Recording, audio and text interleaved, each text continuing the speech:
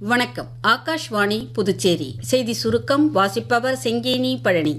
சத்தீஸ்கரில் நடைபெற்ற பஸ்தர் பந்தம் திருவிழா பஸ்தரின் வளமான கலாச்சாரம், மரபுகள் மற்றும் பழங்குடி பாரம்பரியத்தை அற்புதமான முறையில் வெளிப்படுத்தியதாக பிரதமர் திரு நரேந்திர மோடி தெரிவித்துள்ளார். இதுகுறித்து சமூக ஊடகத்தில் பதிவிட்டுள்ள அவர், சத்தீஸ்கர் மாநிலத்தின் பஸ்தர் பெயர் குறிப்பிடப்படும் போதெல்லாம் மாவோயிசம், வன்முறை மற்றும் வளர்ச்சியில் பின்தங்கிய நிலை ஆகியவையே நினைவுக்கு வந்த நிலை தற்போது மாறி வளர்ச்சிக்கும் உள்ளூர் மக்களின் வளர்ந்து வரும் தன்னம்பிக்கைக்கும் பெயர் பெற்று திகழ்வதாக குறிப்பிட்டுள்ளார். பிரதமர் திரு நரேந்திர மோடியின் அழைப்பின் பேரில் பிரான்ஸ் அதிபர் திரு இமானுவேல் மேக்ரான் 3 நாள் பயணமாக இம்மாதம் 17ஆம் தேதி இந்தியா வருகிறார். புதுடெல்லியில் வரும் 19ஆம் தேதி நடைபெறும் செயற்கை நுண்ணறிவின் தாக்கம் குறித்த உச்சி மாநாட்டிலும் அவர் பங்கேற்கிறார். உள்துறை அமைச்சர் திரு அமித்ஷா இணைய வழி சார்ந்த மோசடிகளை சமாளித்தல் மற்றும் சுற்றுச்சூழல் அமைப்பிற்கு ஏற்படும் ஆபத்து என்பது குறித்த 2 நாள் தேசிய மாநாட்டை இன்று புதுடெல்லியில் தொடக்கி வைத்தார்.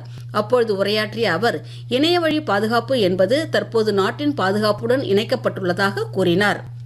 இந்தியா இன்று இங்கிலாந்து மற்றும் வடக்கு அயர்லாந்துடன் தற்காலிக ஊழியர்களுக்கான சமூக பாதுகாப்பு ஒப்பந்தத்தில் கையெழுத்திட்டுள்ளது. குறுகிய காலம் வெளிநாடுகளில் பணியாற்றும் ஊழியர்களுக்கான வாழ்வாதாரம் மற்றும் அவர்களுக்கான தொடர்ச்சியான சமூக பாதுகாப்பை இந்த ஒப்பந்தம் உறுதி செய்யும் என்று மத்திய வெளியுறவு அமைச்சகம் தெரிவித்துள்ளது. புதுச்சேரி துத்துப்பேட்டில் உள்ள கிரிக்கெட் மைதானத்தில் இந்திய தணிக்கை மற்றும் கணக்குத்துறையின் தென்மண்டல கிரிக்கெட் போட்டி இன்று தொடங்கி வரும் 13ஆம் தேதி வரை நடைபெறுகிறது. இப்போட்டிகளை தெற்கு ரயில்வேயின் சென்னை மண்டல தணிக்கைத்துறை இயக்குநர் ஜெனரல் திரு அம்பலவாணன் தொடக்கி வைத்தார். தமிழ்நாடு, புதுச்சேரி மற்றும் காரைக்கால் பகுதிகளில் அடுத்த 2 நாட்களுக்கு வறண்ட வானிலையே நிலவக்கூடும் என்று சென்னை வானிலை ஆய்வு மையம் தெரிவித்துள்ளது. இத்துடன் இந்த செய்திச் சுருக்கம் நிறைவு பெறுகிறது. வணக்கம்.